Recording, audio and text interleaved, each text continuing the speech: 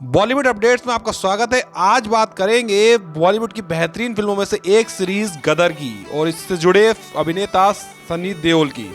दरअसल साल 2023 में रिलीज हुई सनी देओल स्टारर फिल्म गदर 2 ने बॉक्स ऑफिस पर गर्दे काट दिए, जबरदस्त कमाई की। यह फिल्म वर्ल्ड वाइड 691 करोड़ रुपए का कलेक्शन करके सनी देओल के कैरियर की सबसे ज्यादा कमाई करने वाली फिल्म बन गई। अब फिल्म को मिली इस सफलता को देखते हुए जो इसके मेकर्स ने भी मान लिया कि भैया इसका थर्ड पार्ट हम बना के रहेंगे।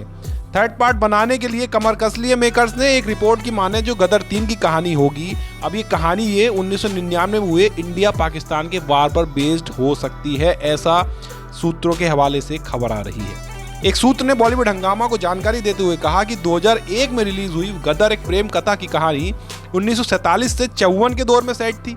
इसके बाद रिलीज हुई गदर 2 की जो कहानी थी वो 1971 के दौर में आ गई। अब भैया इसके थर्ड पार्ट में जो मेकर्स हैं वो 2 दशक और आगे जा रहे हैं। फिल्म की कहानी इंडिया और पाकिस्तान के बीच जो 1999 में कारगिल का वॉर हुआ था उस पर बेस्ड होगी। ये वही वार है जिसमें भारत ने पाकिस्तान को उसकी औकात दिखाई थी और उसको वापस खदेड़ दिया था। अब सोर्स ने यह बताया कि गदर 3 जो अगला पार्ट आने वाला है, इसका थर्ड पार्ट गदर 3 की जो कहानी होगी वो वहीं से शुरू होगी जहां गदर 2 की कहानी खत्म होगी। भैया कड़िया जोड़ना जरूरी है ना, जभी तो आप कोरिलेट कर पाएंगे। ऐसे में ये भी कंफर्म करना मुश्किल है कि इसका थर्ड पार्ट किस साल में सेट होगा। वहीं मेकर्स के सामने जो प्रॉब्लम आएगी, जो मेरे हिसाब से जो मैं आपको बताता हूँ, वो सबसे बड़ी दिक्कत ये आएगी, अगर भैया 1999 का दौर दिखाएंगे तो तारा जो है, जो हमारे देओल पाजी हैं सनी देओल जी, उनके किरदार को भैया यंग दिखाना मुश्किल होगा। क्यों? क्योंकि 1999 में के हिसाब से अभी जो सनी देओल जी थोड़ी सी उनकी एज ढल गई है, तो ऐसे में उनको यंग दिखाना मेकर्स के लिए काफ़ी चैलेंजेबल होने वाला है। ऐसे में गदर 3 1980 के जो दशक था उसमें सेट हो सकती है, ये मेरा अनुमान है। बाकी जो आगे होगा वो जो होगा। अब फिल्म के तीसरे पार्ट में तारा और सकीना तो रहेंगे ही रहेंगे। इसके अलावा जो उनका बेटा था जीते, वो उसका भी अब अहम रोल होगा तीसरे पार्ट में। टीम के पास थर्ड पार्ट के लिए आइडियाज़ हैं, जिसमें 4 आइडियाज़ तैयार हो चुके हैं जो हमारे सोर्सेज बताते हैं, और मेकर्स अभी इसे लेकर किसी भी तरह की जल्दबाजी नहीं करना चाहते।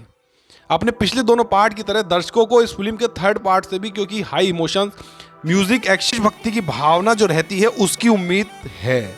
यह फिल्म 2025 तक फ्लोर तक आने की संभावना है और मेकर्स ने भी कुछ इसी दिशा में डायरेक्शन दिए हैं।